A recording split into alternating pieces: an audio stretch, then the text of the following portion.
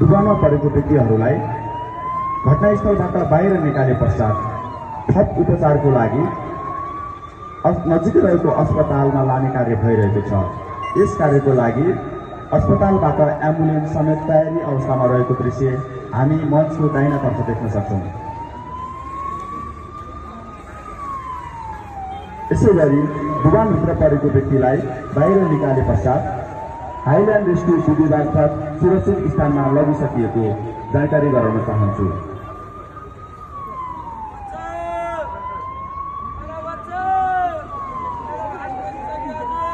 उपस्थित अतिथि महानुभावहरू, अब यहाँहरूको ध्यान अगाडि पोखरीको बिचौँबिच भागतर्फ लैजान चाहन्छु, जहाँ वाटर रेस्क्यु टोलीद्वारा रेस्क्युको कारबाही हुन गइरहेको छ।